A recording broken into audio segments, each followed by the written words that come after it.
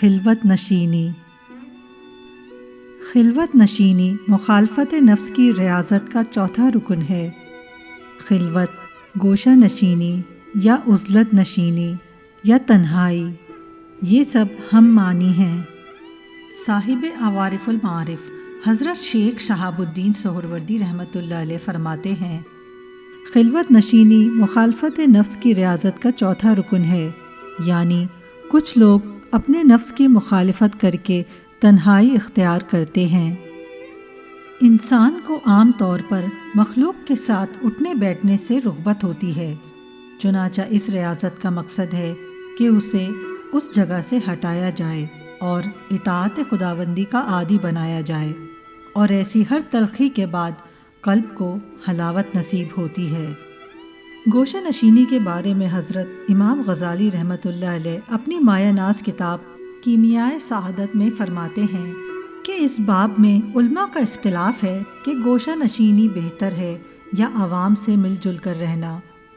حضرت سفیان ثوری، حضرت ابراہیم بن ادھم، حضرت داؤد طائی رحمۃ اللہ علیہ، حضرت فضیل بن ایاز، حضرت ابراہیم خواص، حضرت یوسف اسباط، حضرت حذیفہ مرعشی اور حضرت بشر حافی رحمۃ اللہ علیہ اور اکثر بزرگوں اور اہل تقویٰ کی رائے یہ ہے کہ گوشہ نشینی بہتر ہے، جبکہ علماء ظاہر کی ایک جماعت کی رائے یہ ہے کہ عوام سے میل جول بہتر ہے۔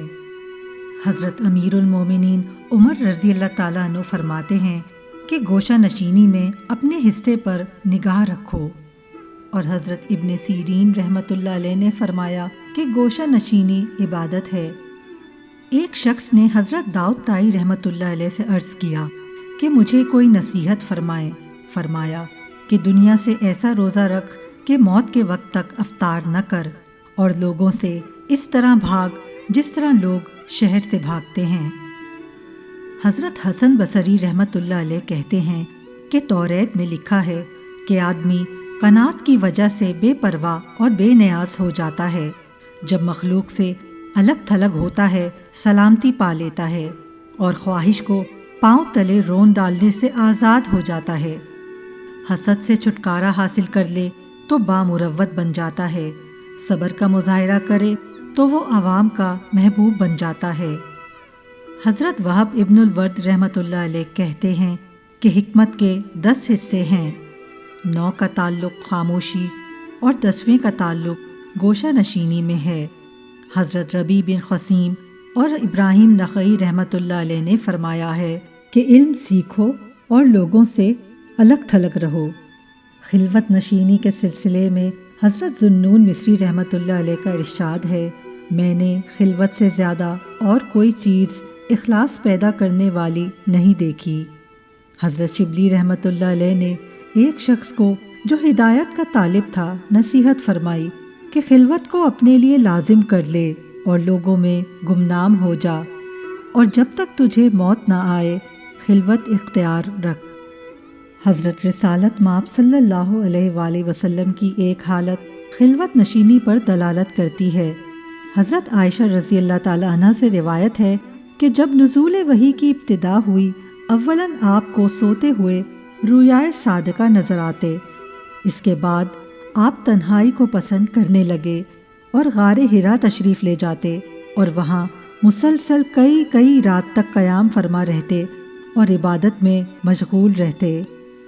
حضرت امام غزالی رحمۃ اللہ علیہ اپنی مایہ ناز کتاب احیاء العلوم میں فرماتے ہیں کہ خلوت کا فائدہ پورے طور پر اس وقت حاصل ہوتا ہے جب آنکھ اور کان جو قلب کے دروازے ہیں بند کر دیے جائیں، اور قلب کی مصروفیت میں کوئی خلل انداز نہ ہو۔ جسم میں دل کی مثال ایسی ہے جیسے حوض کہ اس میں چاروں طرف سے گندا پانی گرتا ہے۔ ریاضت کا مقصد یہ ہے کہ ان گندی نالیوں کو بند کر دیا جائے اور حوض کو اتنا گہرا کھود دیا جائے کہ پانی کے لیے کسی خارجی وسیلے کی ضرورت باقی نہ رہے، بلکہ زمین کی تہہ سے خود بخود صاف شفاف پانی نکلتا رہے۔ حوض کو پانی میں خود کفیل بنانے کے لیے ضروری ہے کہ اسے گندے پانی سے پوری طرح خالی کر لیا جائے، اور یہ اسی صورت میں ممکن ہے جب اس میں گرنے والی تمام نالیاں بند ہوں۔ اگر کوئی شخص یہ چاہے کہ نالیاں بھی کھلی رہیں اور حوض میں ہر وقت پاک صاف اور تازہ پانی جمع رہے تو یہ ممکن نہیں ہے۔ قلب کی نالیاں حواس ہیں۔ حواس پر پابندی کی صورت یہی ہے کہ آدمی کسی تاریک مکان میں خلوت نشیں ہو جائے۔ اگر کوئی ایسا تاریک کمرہ میسر نہ آ سکے تو سر پر کپڑا ہی ڈال کر بیٹھ جایا کرے۔ خلوت میں آدمی حق کی آواز سنتا ہے اور حضرت ربوبیت کے جلال کا مشاہدہ کرتا ہے۔ پچھلی ویڈیوز میں ہم ذکر کر چکے ہیں کہ مشائخ کی روحانیت کی بنیاد 4 چیزوں پر ہے: بھوک، بیداری، سکوت اور گوشہ نشینی۔ حضرت امام غزالی مزید فرماتے ہیں کہ ریاضت کے عادی شخص کے حق میں گوشہ نشینی افضل ہے، کیونکہ ریاضت کا یہ مقصد نہیں کہ آدمی ہمیشہ تکالیف برداشت کرے۔ جب مقصد ذکر الہی سے انس ہے اور ریاضت کا مقصد یہ ہے کہ جو چیز انس سے روکے اس سے اپنے آپ کو دور رکھا جائے تاکہ انس میں مشغول رہ سکے۔ ریاضت کی جد و جہد اور اس کے آداب پیر سے ہی سیکھے جا سکتے ہیں۔ یہ بات گوشہ نشینی سے حاصل نہیں ہو سکتی۔ خلوت کا بڑا مقصد یہ ہے کہ نفسانی خطرات باقی نہ رہیں تاکہ اللہ کا ذکر پاک صاف طریق سے ہو سکے۔ لوگوں کی باتیں نفسانی خطرات کا تخم ہوتی ہیں۔ نیز اس بات کا لحاظ رکھے کہ کھانے پینے اور لباس میں بہت کم پر قناعت کرے، ورنہ مخلوق سے ملنے جلنے کی احتیاج محسوس کرے گا۔